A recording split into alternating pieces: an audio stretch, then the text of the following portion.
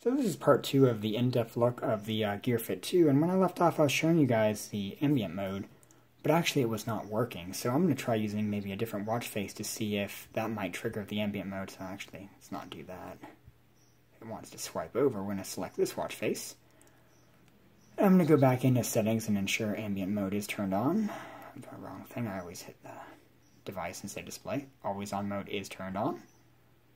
Timeout, all that stuff is there. Let's see if it wants to do it. So I'm going to let this guy time out here in a second. 15 seconds is the shortest you can make it.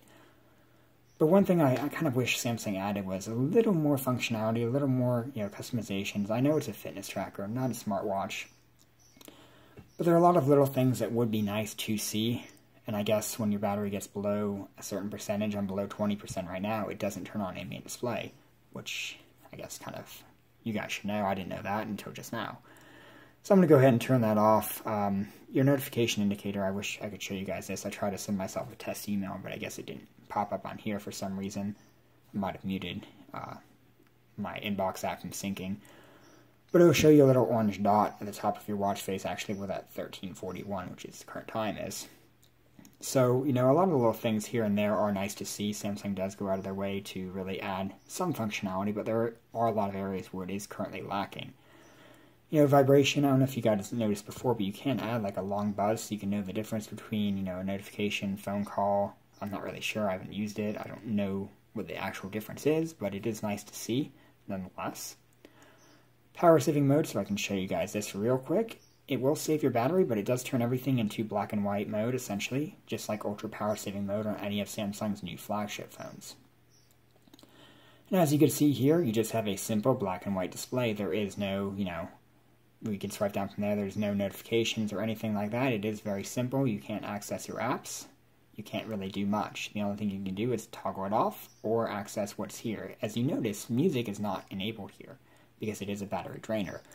So when using ultra power saving mode, or just power saving mode as it's actually called, but it's more like ultra power saving, the only thing you can really do is view this and mute stuff and adjust your brightness. And it looks like it actually toggled Wi-Fi off too.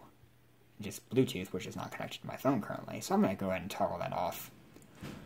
So it does, I'm assuming, give you quite a bit more battery life, but it will limit the functionality of the device itself. I'm assuming GPS will not work, and there'll be a lot of features that are missing during that time.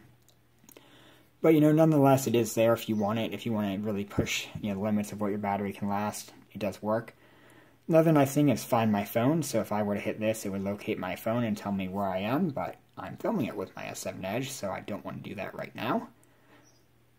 And let's have a look at, let's say, the Together app, which I haven't really touched on too much because I'm not a big fan of sharing every detail of my life personally because I just don't care to.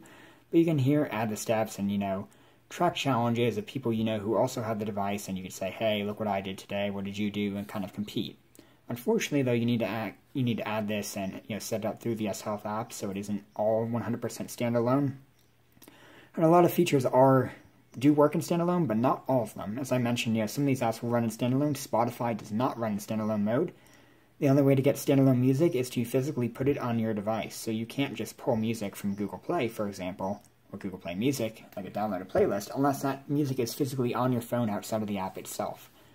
So there are a lot of things that, are compromised here, but in reality it's done for the better. At least that is, in my opinion, because, you shouldn't be pushing music over, because Google has, obviously, the licenses. They can't just let you pull music off from Google Play Music and put it on other devices because they kind of lose the ability to let you use that music via their streaming service. Anyway, though, we're going to look at some of the other stuff here on the Gear Fit, especially like, for example, the design. As you can see here, this is a small one. I have, a 6.5-inch wrist that I measured. And, it fits well. It's not, huge. It will work overall. And you have, your heart rate sensor here. I've actually never really cleaned this guy, and yet it still reads everything accurately. I don't know if you guys can see that. And you have your pogo pins here, of course, for charging. But I have found, after using this device for a while, it does hold up a lot better than the original Gear Fit, which had like that weird, fake, plasticky metal look that was also prevalent on the Galaxy S4, 5, and Note 3.